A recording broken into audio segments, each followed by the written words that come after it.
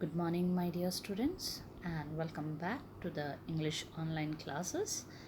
I hope you all are perfectly well and going through the various videos of your subjects thoroughly because your midterm examination is approaching very fast, just 2 weeks ahead. And now, the chapter that we people were going through, that is the Ailing Planet, the Green Movement's Rule. In this, the chapter written by Nani Palkhiwala, till now what we have done, we will have a quick recall and then we'll continue with the rest of the portion. Now, in this chapter, we people have seen that in the past, the humans they had been totally thinking the planet Earth to be their property, and they thought that they can use it in any way they want. But as it has been said over here, that in 1972 a green movement started with regard to the safeguard of environment and bringing some kind of awareness in the people. In New Zealand, this movement started, and from that time onwards, there is no look back by this movement. In one way or the other, it keeps on moving.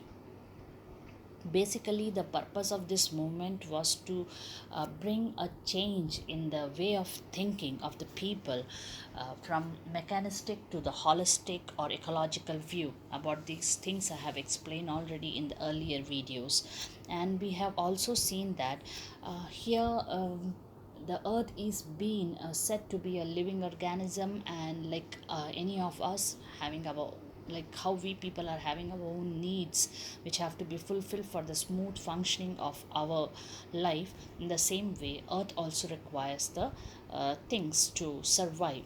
Moreover, it is also been said that in the past few years, Earth had been showing various various symptoms that her health is declining, and then we have to act like stewards and trustees. The stewards and trustees also I have explained what they are and what is their role. And further, we saw about sustainable development, what sustainable development is. As we people know that sustainable development means development that has to be done in the present without hampering or without damaging or without misusing or without over consumption of the resources available in the present, so that the future generation can have it for their own need as well. Then we came across one of the attempt being made by one of the organization in a zoo at Lusaka, Zambia, where in the zoo a notification is hanged out stating that the cage consists of the world's most dangerous animal, but as such there is no animal inside the cage, but instead a mirror is kept, and when people go to see that animal, they see themselves, they see their reflection, which tells them very clearly that you are the most dangerous animal in the world. Yes, that is true that we human beings are the most dangerous animal. We are called as social animal, but still we people are the most dangerous animal. And we have shown very clearly that basically in the past we have done so many things which has hampered in one way or the other the environment, planet earth. And then we people have seen the next thing, that is about the scientists who have spoken about around some 1.4 million species beside the human beings with whom we people share this planet earth, and they expect, it's their opinion, they are thinking that maybe another 3 or a million more are there which are not yet discovered and living in darkness.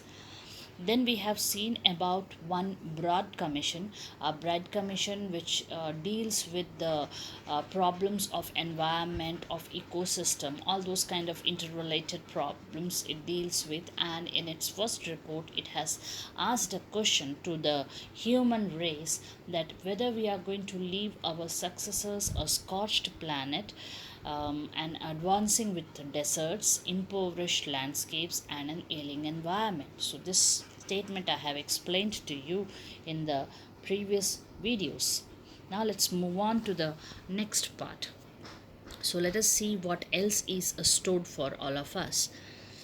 Mr. Lester R. Brown, in his thoughtful book, The Global Economic Prospect, points out that the Earth's principal biological systems are four: fisheries, forests, grasslands, and croplands, and they form the foundation of the global economic system. In addition to supplying our food, these four systems provide virtually all the raw materials for industry except minerals and petroleum derived synthetics. In large areas of the world, human claims on these systems are reaching an unsustainable level, a point where their productivity is being impaired. When this happens, fisheries collapse, forests disappear, grasslands are converted into barren wastelands, and croplands deteriorate. In a protein conscious and protein hungry world, overfishing is common every day. In poor countries, local forests are being decimated in order to procure firewood for cooking. In some places, firewood has become so expensive that what goes under the pot now costs more than what goes inside it. Since the tropical forest is, in the words of Dr. Myers, the powerhouse of evolution, several species of life face extinction as a result of its destruction. This paragraph gives us a clear picture of what we people are doing. Now, only if you remember, I have spoken about the sustainable development. I told you people what sustainable development means using the available resources in a limited way or in such a way that it is available for the future generation as well. But what this paragraph says is totally different from that. Here it is said that Mr. Lester R. Brown is a kind of, or you can say that is seems to be an economist or an ecologist, or maybe a person dealing with the environmental problems. So he had written one book, The Global Economic Prospect, in which he very clearly tells that there are four basic pillars or foundation of Earth's biological system. This environmentalist basically he calls these as pillars, these as the principal principles, means the main important part. And these four things are fisheries, forests, grasslands, and croplands. Like how a house foundation stands, no? And then on top of that the building is standing on it. The same way the entire earth's ecological or the biological system is standing on these four things: forest, fisheries, grasslands, and croplands. And he says that they are the one which form the foundation of the global economic system. Global economic system means the transactions, the commercial sector, as well as everything. And then he says that these four things, they do many things.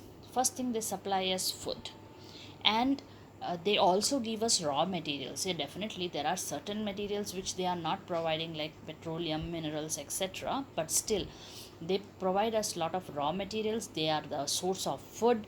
And basically in today's world, we human beings, we claim in the sense that we say that as if though we are the owners.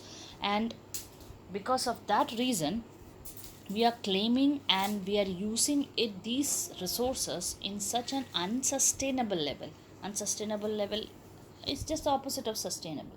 That means that we are using it without giving a second thought that our usage, our conception is to what level, and whether anything is left out or not. And the reason is that the productivity of these materials, these four basic and important pillars, is becoming very much impaired or hampered, or you can say that it is getting damaged. Then like say for example, you are having lots of money in the bank, okay? And when you are having lots of money in the bank, you keep on using it. You don't work, you don't multiply that money, you just keep on subtracting from it. So at one particular end, what will happen? It will become a zero. You will have nothing. So that is what is applied over here also. We are having rich resource of these four things. They are holding the economic system, they are holding the ecological system also. So now you think that if you keep on using it without thinking about whether their production is also going on simultaneously parallelly to its consumption, what will happen? One day it will come to an end. So that is what is happening. See, fisheries are collapsing, means they are coming to an end. Forests disappear, that we all know. Where is the greenery now? The forests, they are disappearing. Grasslands are converted into barren wastelands, overgrazing and all those things. What is happening? The beautiful grasslands are turning into barren wastelands, means arid type of lands where nothing could be done. Barren they have become, means like banjar, which we people call. And croplands deteriorates. Agricultural areas are lessening, means it is decreasing in number. Some reasons are given over here.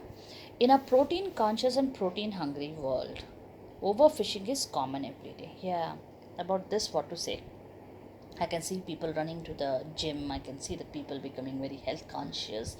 I can see people taking various kinds of dietary items, thinking about their health. They are becoming very protein conscious, and fish is a very good source of protein. So, in many of the countries, the overfishing is taking place. Uh, till what extent it must be done, it is exceeding that. It's been done more than that. And then further it has been said, in poor countries, local forests are being decimated in order to procure firewood for cooking. um, Firewood for cooking purpose in the poor countries, where like how we people are using LPG and all those things, but LPG also we people are using the natural resources and all, but still here we people are not using, like many of the houses, when you go, the poor people and all, you will see them using fuels as firewoods. Firewoods, it is found from the jungle by cutting down of the trees and all. So because of that reason, for producing the firewood for cooking purpose, many of the local forest, means not big the local forest, they are being cut down, or they have been decreased in number, decimated. They have been decimated or destroyed or decreased in number because of this purpose. One very beautiful line is given over there. I would like to read it out again for you people. It is like this: in some places, firewood has become so expensive that what goes under the pot now costs more than what goes inside it. It's telling us about the price hike, or it is telling about the, what do you call in Hindi, mehengai. Yes, the price hike that is all around, the way how the commodities have raised in its prices. I remember I always give this example to my students, and I would like to tell you people also there. This example: once one elderly person was standing and talking, and we were all standing and talking at that time. At that time, we were talking about this price hike, the how the price is going on increasing of the various commodities, and then he said that basically uh, a time was there when they used to take a bag and go, and money with a pocket full of money, and they used to take an empty bag and go, and they used to get the things that used to fill the bag till the top, and they used to come back home. And now the time is that they have to fill money in the bag, and they bring the things in the pocket, the vice versa.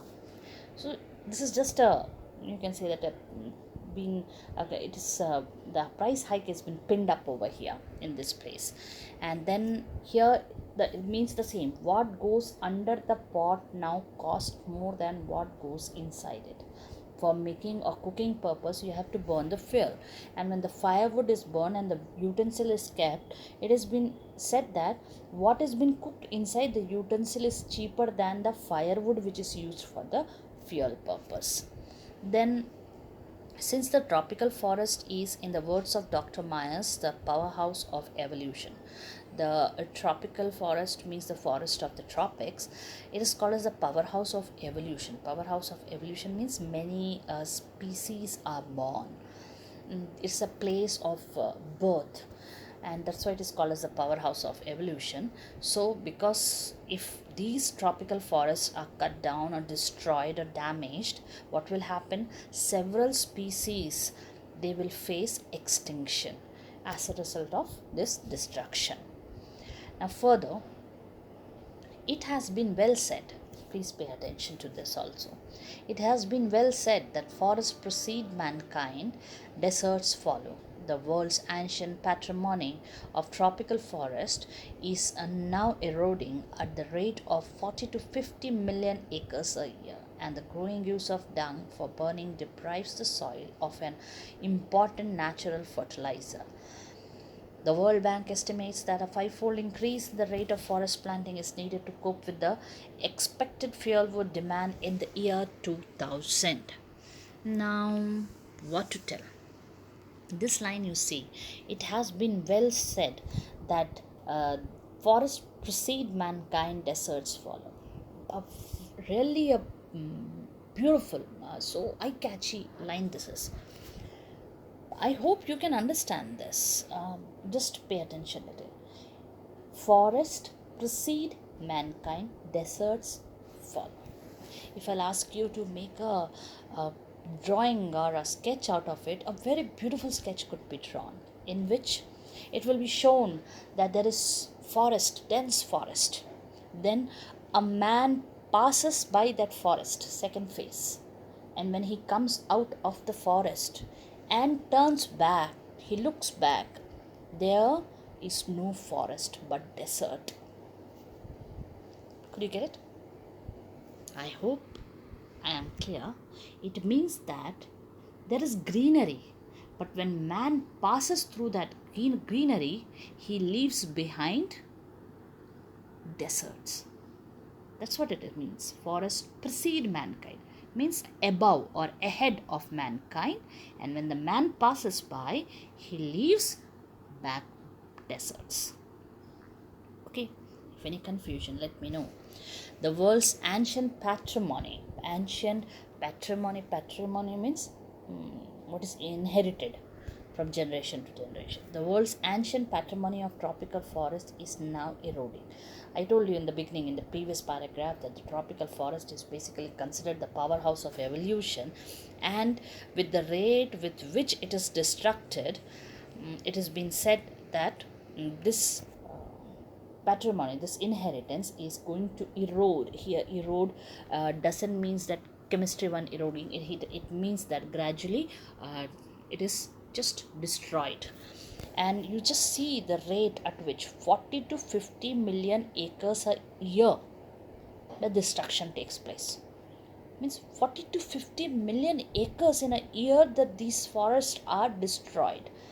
And the growing use of dung, cow dung, means for fuel purpose. When we are using all those things, our dear soil is getting deprived of usage of this natural fertilizer. The World Bank has given an estimation. I have told you in the very beginning, they are all old statistics. Now here the World Bank, what they say, that for the year 2000, we are in 2020, means 20 years back estimation this is. It says that fivefold increase must be there in forest planting. My goodness, if in 2000 it was fivefold, 1994 this article was written. At that time, according to World Bank estimation, in the coming year of 2000, a fivefold, 5 times increase must be there of plantation of trees. Then you just imagine in 2020 what could be the possible rate of plantation must be. That is what I said from the very beginning, that you just have to take this statistics as just a rough calculation, and you have to add maybe a 3 times or 4 times or 5 times or maybe 6 or 7 times also to get the expected result for the present time period. Then here, James Peth, the president of the World Resources Institute, said the other day, we were saying that we are losing the forest at an acre a second, but it is much closer to an acre and a half to a second. Acre and a half. You all have seen our TBC building. Back of that, a playground is there. I don't know the exact area and all. Maybe the entire area might be 2 acre and a more or something. I don't know. But basically, if we just estimate, just a rough calculation, that we will just consider our Jyoti school, Jyoti CBSE building, that area full with the playground, to be somewhat just an imagination, to be a acre, to be an acre. That area we will take it as an maybe 2 acre.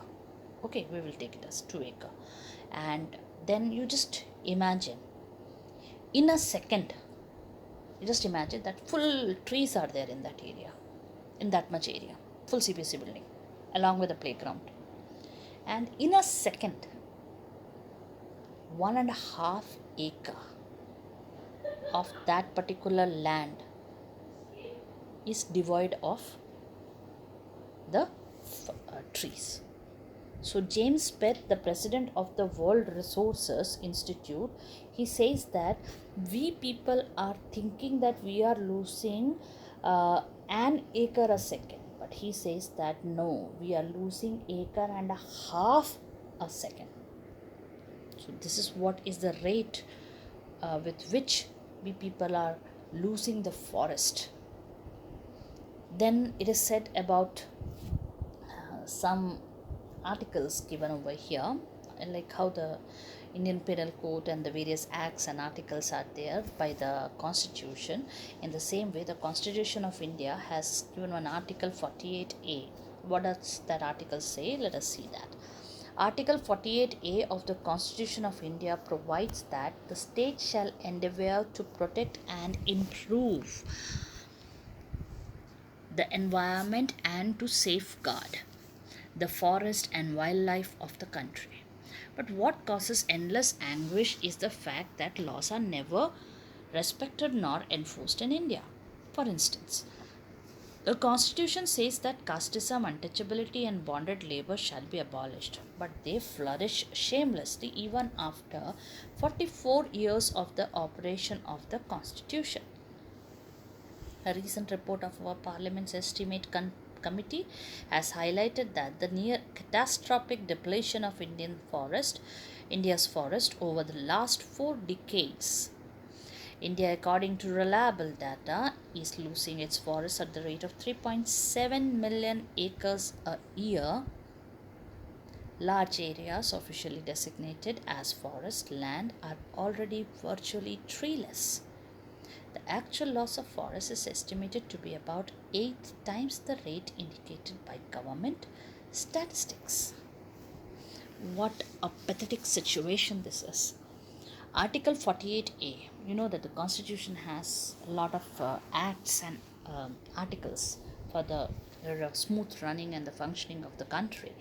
So in that Constitution, one Article 48A is there, which tells that every state is responsible, shall endeavour, means here endeavour means to try or work hard to protect and improve the environment of that state.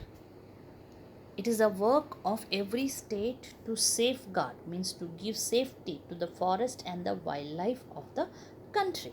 Okay, but what the writer says, I think every one of us believe in it totally. The main part, or the biggest anguish means anger out of control, no? That the biggest part is that, or the anguish, or the pathetic or the sad part of the entire this fact is that in our country there are numerous laws, but neither they are ever respected nor they are ever put into action. Some examples writer gave, like say for example casteism. Open your eyes and look around. Do you think that casteism came to an end? No. Then comes untouchability and bonded labor. Even now also, if you go to a small restaurant or a dhaba or anywhere nearby the road you stop, you can see a 14-year-old or a 12-year-old coming and cleaning the table. And untouchability, even now also, the hierarchy of these caste and all is still existing. Maybe it is not very clear picture to our eyes, but in many parts of our country it still exists. So this is what is being said, that even after 44 years of the constitution's um, operation, means 44 years according to 1994, okay, even after that, these all things which have been told or which have been totally banned or been asked to be abolished from the society is working very nicely, is flourishing, is developing and taking a very good shape in the society. Now here the narrator again says, the our author says that recently means, again I'm reminding, according to 1994, recently a parliament estimate committee, this is the beauty of our country, for everything we are having a committee. It has been said that very catastrophic depletion means very big way, means very big damages is being done. Depletion here means reduction, okay, decrease in that. So total catastrophic depletion, I'll say that very disastrous way it is getting decreased, the Indian forest in the last 4 decades. And you know the rate what it is, 3.7 million acres a year. And also it has been said that the very big areas where we people think that they are dense forest, where we people think that they are dense forest, according to the official documents, are already treeless, Yes, I agree. We need development and we have to grow. We need industrialization. We need big um, skyscraping buildings and all those things we need for our developments, for the advancement, etc. But advancement on the verge of this, we people are actually threatening our own life. We are calling for our own death. And it is also been said over here that the rate of loss is what, 3.7 million of million acres a year. But it is said that if you will see, maybe it is 8 times more than that what is being stated by the government, that I had been telling you from the very beginning. What the government says about it is not necessary to be actually that same data. So my dear students, I'll give a stop to my video here, because in the next I'll be taking about the population. In this chapter, two things are dealt with: environmental as well as population explosion we are going to talk about. So it's a combination of it. It's not totally fully population, but a many part of it will be consisting of it. So kindly go through what I have taught you people today, and till we come back again, goodbye and stay safe.